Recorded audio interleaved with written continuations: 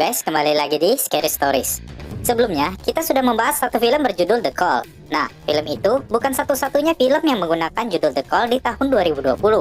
Tapi, ada satu lagi film yang menggunakan judul yang sama. Ya, The Call yang satu ini adalah film Korea Selatan keluaran Netflix.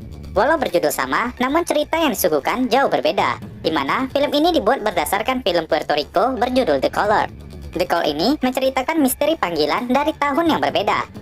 Nah, bagaimana keseruan cerita yang memiliki skor yang cukup tinggi ini? Yuk langsung saja, ini dia alur cerita The Call 2020 Part 1. Di tahun 2019, kita diperkenalkan dengan seorang wanita berusia 28 tahun. Dia bernama Kim So-yoon, yang sedang menuju ke rumah lamanya di sebuah pedesaan. Dia berniat untuk menjenguk ibunya yang sedang di rumah sakit. Saat di jalan, dia bertemu dengan seorang pengantar stroberi bernama Sung Ho yang dikenalnya sedari kecil. Paman Sung Ho itu pun mengantarnya. Di jalan, Sung Ho sempat nanya, "Kenapa kau baru datang sekarang?" Suyun tidak menjawab, tapi dia mengalihkan pembicaraan kalau HP-nya ketinggalan di kereta saat menuju ke desa ini. Singkat cerita, setelah diantar sampai ke rumah lamanya, Suyun meminjam HP Sung Ho untuk menghubungi nomor HP-nya yang ketinggalan di kereta. Namun, tidak ada yang mengangkat panggilan tersebut. Sung Ho menyuruhnya untuk memakai dulu ponselnya agar dia bisa menghubungi si ibu. Tapi Suyun menolak, dia tidak mau merepotkan. Dia bilang di dalam rumah pasti masih ada telepon. Setelah Sung Ho kembali, Suyun pun masuk ke rumah lamanya yang terlihat tak terurus semenjak si ibu di rumah sakit. Sebelum merapikan barang-barang, dia mencari telepon yang tersimpan. Dia pun menemukan telepon nirkabel lama milik keluarganya. Dia langsung menelpon ke nomor HP-nya lagi. Kali ini diangkat. Saat Suyun meminta HP-nya, orang tersebut malah meminta bayaran jika mengembalikannya, karena HP tersebut cukup mahal harganya. Belum sempat Suyun menjawab, orang itu malah mematikan HP tersebut. Setelah beberapa kali ditelepon dan tetap nggak diangkat lagi, Suyun mencoba melacak keberadaan smartphone-nya. Namun, tiba-tiba dia mendapat panggilan dari telepon rumah tadi. Dia berpikir itu dari penemu HP, tapi sepertinya tidak. Dia mendengar keluhan seorang gadis yang mengatakan kalau ibunya memang gila. Si ibu menguncinya di dalam rumah. Suyun nanya, "Maaf, kamu ingin bicara dengan siapa?" Si penelpon bilang, "Bukannya ini Sun Hee?" Suyun bilang, "Mungkin kamu salah sambung." Panggilan tersebut juga langsung dimatikan si penelpon. Suyun pun tak mau mengambil pusing dengan pemanggil itu. Dia pun menuju ke rumah sakit untuk menjenguk si ibu. Dokter bilang, tumor otak ibunya cukup parah. Operasi harus dilakukan di rumah sakit besar. Hal itu membuat Suyun tambah kepikiran. Ibunya sudah tahu hal itu. Dia juga tahu, Suyun yang hanya bekerja di swalayan gak punya cukup uang untuk membiayai operasinya. Si ibu meminta ke Suyun agar ke kuburan ayahnya untuk menanyai pengurus agar ibunya kelak bisa dikuburkan di samping si ayah. Suyun menjawab, "Kenapa ibu bisa berbicara begitu? Apa ibu merasa pantas dikubur di samping ayah?" Ibunya merasa sedih dengan perkataan Suyun. Namun Suyun merasa dia tidak salah bicara. Dia terlihat masih menyalahkan ibunya atas kematian si ayah. Inilah alasan kenapa Suyun baru datang setelah sekian lama ibunya sakit. Karena dia masih kecewa dengan si ibu atas kejadian yang menimpa ayahnya. Setelah pergi dari rumah sakit, Suyun mengunjungi makam si ayah. Terlihat ayahnya telah meninggal di tanggal 27 November 1999. Yang bisa kita tebak kalau Suyun masih berumur 8 tahun saat itu. Saat pulang, Suyun mendapat panggilan. Dia masih berharap kalau itu dari penemu HP-nya. Namun lagi-lagi itu dari orang yang salah sambung semalam. Dia bilang, "Sun Hee, sepertinya ibu ingin membunuhku." Dia menyuruh orang yang bernama Sung Hee itu segera ke rumahnya. Dia juga memberikan alamat rumahnya, yaitu di Yongchunri, Bosung Up nomor 4. Suyun nanya lagi, "Sebenarnya ini siapa?" Cewek itu bilang, "Bukannya ini nomor telepon toko Sun Hee?" Suyun bilang, "Bukan, kamu salah sambung." Cewek itu marah karena dikiranya Suyun sengaja mempermainkannya. Dia pun mematikan panggilan itu. Suyun bingung melihat cewek itu, tapi dia mengingat kata-katanya.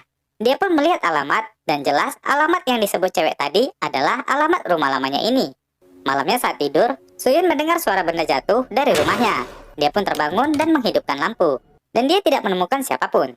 Ternyata suara berisik tadi karena bingkai foto keluarganya yang jatuh dari dinding akibat paku yang lepas. Suyun pun mencoba memakunya kembali, tapi paku itu malah jatuh ke dalam dinding. Dia pun merasa dinding itu kopong. Curiga, dia pun membukanya.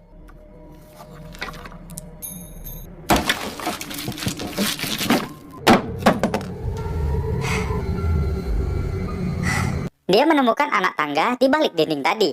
Rasa penasarannya membuatnya mencoba untuk turun ke bawah. Setelah sampai bawah, dia melihat sebuah kursi yang diduduki boneka teddy bear yang sudah lama. Sedikit seram, tapi dia masih penasaran dengan tempat itu. Dia juga menemukan sebuah kotak di sudut ruangan. Saat ia buka, isinya terdapat berbagai macam benda lama. Dia mengambil sebuah buku harian dan melihat sebuah catatan seseorang di tanggal 27 Agustus 1999.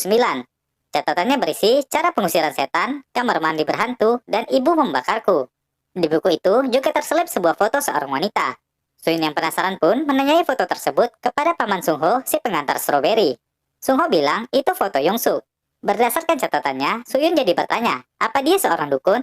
Sungho bilang ibunya lah yang seorang dukun. Mereka dulu tinggal di rumah itu sebelum kalian. Saat Suyun ingin bertanya lebih, Suyun tidak menanggapinya dan melanjutkan aktivitasnya.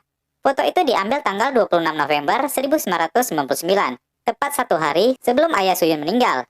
Saat jalan pulang, Suyun melihat sebuah toko bernama Sunhae. Dia ingat toko itu yang disebut-sebut cewek yang salah sambung semalam. Terlihat di toko itu, seorang wanita yang sudah cukup dewasa sedang merokok di kursi depan. Dia pun tidak ingin membahas hal itu. Lanjut, setelah di rumah, Suyun kembali mendapat telepon dari cewek yang sama.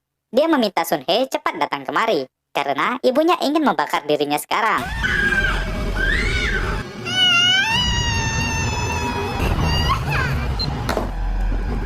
Suyun merasa suara itu terdengar dekat dengan rumahnya, dan sepertinya dari tangga yang ia temukan. Dan saat dia menuju ke dinding itu, dia melihat asap yang keluar dari dalamnya.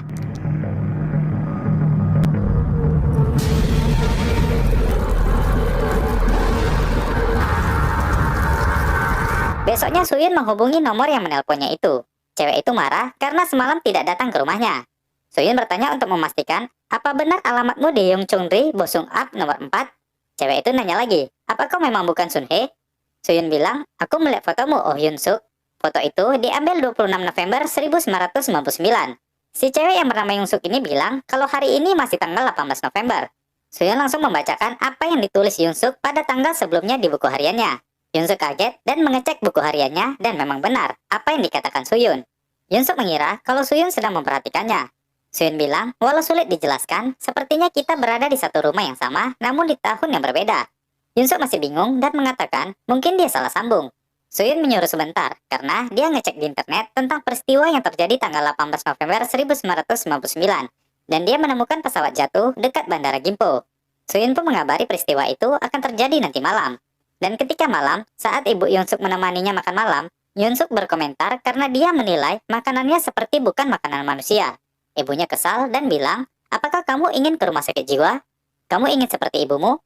Dari perkataan ibunya ini, kita jadi tahu kalau ibu ini bukan ibu kandung Yongsuk. Yongsuk yang kesal, memakan makanan itu beneran seperti orang tidak waras. Ibu tirinya marah dan mengikat rambutnya. Dia bilang, feng shui rumah ini jelek, lebih baik kita pindah. Setelah mendengar itu, pandangan Yongsuk beralih ke TV yang menyiarkan berita tentang pesawat jatuh dekat Bandara Gimpo. Yongsuk mulai yakin dengan kata-kata Suyun. Dia pun menghubunginya lagi. Yongsuk nanya, gimana dia bisa tahu akan terjadi peristiwa itu? Suyun alihkan pertanyaan. Dia nanya usia Yongsuk. Yongsuk bilang usianya 28 tahun, yang berarti sama dengan Suyun. Namun, Yongsuk lahir di tahun 1972. Suyun lagi melihat buku catatan Yongsuk dan mengetahui kegemaran Yongsuk. Semenjak itu, mereka pun saling bercerita tentang masa depan dan masa lalu, hingga mereka percaya satu sama lain. Terakhir, Yongsuk penasaran dengan dirinya di masa depan seperti apa. Suyun pun mencoba mencari tahu di internet, tapi tiba-tiba Yongsuk melarangnya, karena dia tidak mau melihat masa depannya yang dikatakan si ibu dia memiliki nasib yang sangat buruk. Ibu tirinya bilang dia memiliki nasib menjadi wanita yang brutal dan liar. Walaupun dia nggak percaya kepada ibu tirinya itu, tapi perkataannya membuat Yongsuk takut. Gara-gara itu, Yongsuk dikurung selama ini dan tidak diizinkan ketemu dengan orang. Yongsuk juga bilang ibu kandungnya sudah meninggal. Begitu juga Suyun bercerita kalau ayahnya juga sudah tiada semenjak kebakaran di rumahnya dulu. Hal itu terjadi karena ibunya yang lupa mematikan gas. Itulah yang membuat Suyun kurang dekat dengan ibunya. Tiba-tiba, Suyun teringat dari percakapan mereka kalau hari ini tanggal 21 November 1999, yang merupakan hari di mana mereka pertama kali melihat-lihat rumah itu. Yongsuk bilang ibunya sudah datang, dia akan mematikan teleponnya dan menelpon lagi nanti. Ibu Yongsuk yang sudah pulang langsung mencabut semua kertas mantra dan membereskan rumah.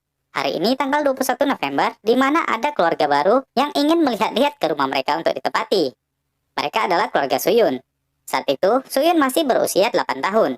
Saat melihat-lihat rumah, keluarga Suyun penasaran dengan kamar Yongsuk. Ibunya pun memanggil Yongsuk untuk segera keluar. Setelah keluar, Suyun terlihat takut dengan Yongsuk. Yongsuk mengajaknya bicara. Dia bertanya, jadi kamu yang namanya Suyun? Yongsuk langsung menelpon Suyun agar dia bisa mendengar suara ayahnya yang telah tiada. Yongsuk mengarahkan teleponnya ke arah luar. Suyun terlihat sangat rindu dengan ayahnya. Yunsuk bilang dia memiliki sebuah ide. Dia sepertinya bisa menghidupkan kembali ayah Suyun. Dia pun menjalankan rencananya. Sebelum pindah, tepat pada tanggal 27 November, yang dimana hari kematian ayah Suyun, Yunsuk diam-diam keluar dari rumahnya tanpa sepengetahuan si ibu yang lagi kasih makan ternak. Yunsuk langsung berlari menuju ke rumah Suyun kecil untuk membatalkan kematian ayah Suyun. Di rumah, ibu Suyun yang sedang memasak langsung keluar rumah dan meninggalkan Suyun kecil. Dia meletakkan kunci di bawah pot bunga, dan dengan cepat diambil Yunsuk. Di dalam rumah, Suyun lagi mengganggu ayahnya yang sedang tidur. Yunsuk dengan cepat mematikan gas di rumah itu. Setelah Yunsuk selesai menjalankan tugasnya, Suyun masih menunggu telepon dari Yunsuk. Alarm yang diaturnya saat kejadian pun sudah berbunyi. Dia cemas kalau Yunsuk gagal, tapi ternyata semuanya menjadi berubah.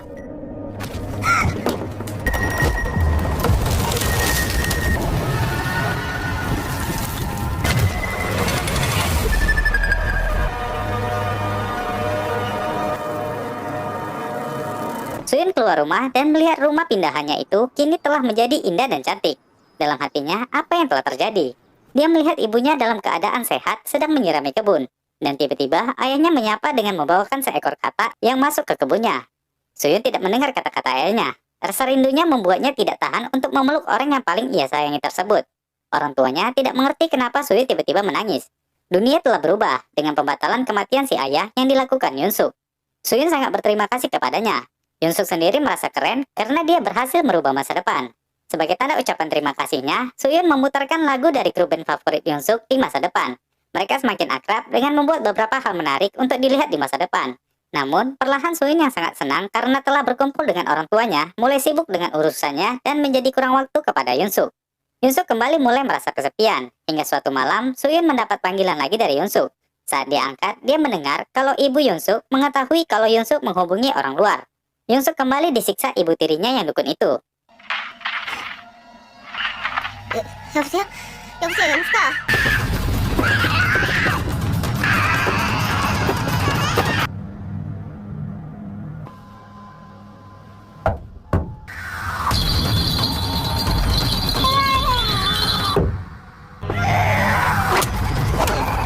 Ibunya sendiri selalu mendapat bayangan tentang keburukan sifat anaknya nanti. Paginya, karena takut terjadi sesuatu di masa lalu, Suyun mencari info di sosial media tentang Ho Yunsuk. Namun, dia tidak menemukan orang yang sama dari nama itu. Hingga dia mencari tentang alamat rumahnya di internet, dan menemukan kasus pembunuhan ibu dukun terhadap anak tirinya yang mengalami gangguan jiwa saat pengusiran setan. Dari sini, Suyun tahu kalau Yunsuk akan mati. Suyun pun menunggu panggilan dari Yunsuk. Ketika dia menelpon, Suyun dengan cepat mengangkatnya. Dia langsung bilang, kamu sudah meninggal di masa depan, dan kematianmu adalah malam ini karena dibunuh ibu tirimu sendiri.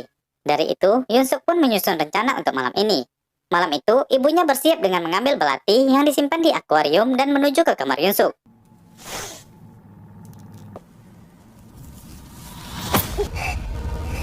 Setelah mengetahui itu cuma bantal, Suyun menutup pintu dan bertanya ke ibunya, kenapa kau ingin membunuhku?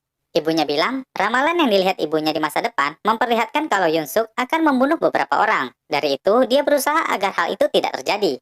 Yunsuk tertawa mendengar pendapat ibunya itu. Dia pun udah nggak peduli dengan masa depannya.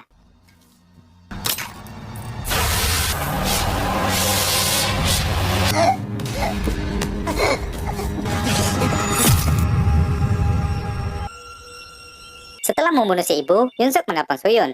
Suyun lega mendengar suaranya yang menandakan dia tidak jadi mati hari ini. Yunsuk bilang kalau ada kesalahpahaman antara dia dan ibunya, dan semua telah teratasi. Yunsuk nggak bilang kalau ibunya telah dia bunuh, guys. Setelah membunuh ibunya, Yunsuk menjadi bebas untuk keluar. Besoknya, Sunho si tukang stroberi datang mengantarkan stroberi ke rumah Soyun. Sedangkan di tahun 99, dia juga sudah berjualan dan mengantarkan stroberi ke rumah Yunsuk. Dia terkejut melihat Yunsuk bisa membuka pintu dan berpenampilan nyentrik. Yunsuk mengajak Sunho untuk masuk. Sunho berpikir kalau ibunya sedang keluar. Saat Yunsuk ke kamar, Sunho yang sudah terbiasa memasukkan stroberi ke lemari es rumah mereka terkejut melihat ada beberapa bungkusan yang cukup bau.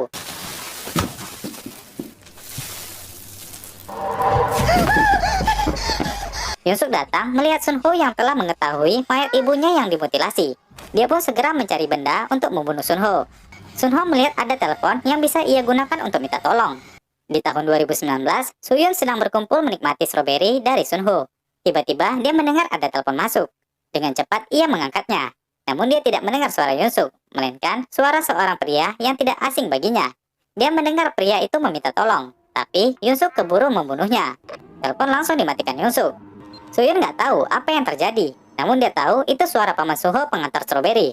Dia melihat bekas stroberi di bajunya juga hilang secara tiba-tiba.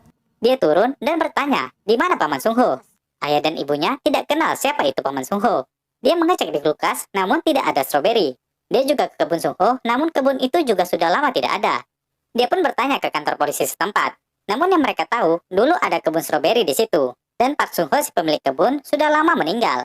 Saat melihat sebuah buku arsip, Suyun terkejut karena pembunuhnya adalah Yunsuk yang sudah ditangkap. Di tahun 99 sendiri, polisi mengumpulkan bukti tentang hilangnya pemilik kebun tersebut. Mereka mendatangi setiap rumah yang berlangganan stroberi, termasuk rumah Yunsuk. Yunsuk bilang dia tidak mengenal Sunho. Namun, seorang polisi melihat ada kiriman stroberi di rumahnya. Yunsuk pun beralasan kalau ibunya yang menerima stroberi itu. Namun, ibunya sedang pergi sekarang. Polisi saat itu cukup mencurigai Yunsuk. Di 2019, Suyun mendatangi toko Sunhae dan menjumpai Sunhae yang sebelumnya ia lihat. Sunhae bilang dulu Yunsuk sering menelponnya dan curhat dengannya. Namun, dia memiliki sifat psikopat yang hampir membunuh dirinya. Untungnya si ibu tiri Yunsuk sempat menolongnya. Kalau tidak, dia pun telah meninggal dulunya. Setelah mengetahui sifat Yunsuk, Soyun pun menunggu panggilan dari Yunsuk. Saat dia menelpon, Soyun langsung bertanya, "Apa kau yang telah membunuh ibumu dan Paman Jungho?" Yunsuk bingung dan bertanya, "Kenapa kau tiba-tiba bertanya begitu?" Soyun bilang dia menemukan koran lama tentang pembunuhan kedua orang itu yang dilakukan Yunsuk. Dan kini Yunsuk ditahan seumur hidup. Mendengar itu, Yunsuk mengaku. Tapi dia kembali tanya, dari mana polisi bisa tahu? Soyun kesal dengan tindakan Yunsuk. Dia juga sedih karena menurutnya Paman Sunho nggak bersalah apa-apa. Yunsuk menyuruh Soyun untuk mencari tahu bukti apa yang ditemukan polisi dalam kasusnya. Sejenak, Soyun terdiam. Yunsuk pun mengungkit kalau dia telah menyelamatkan nyawa ayahnya, jadi dia meminta agar Soyun membantunya. Soyun mematikan teleponnya dan tidak ingin mengangkat panggilan Yunsuk lagi.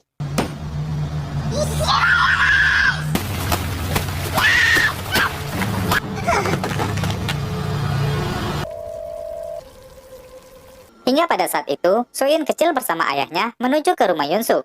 Ayahnya bilang mereka sudah menunggu, tapi ibu Yunsuk tidak datang-datang untuk memberi kepastian tentang perpindahan rumah mereka. Jadi ayah Soyun meminta Yunsuk untuk memanggil ibunya.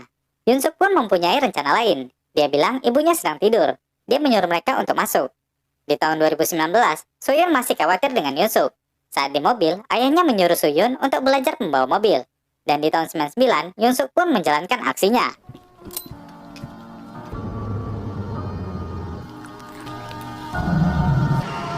Gitu. Apa?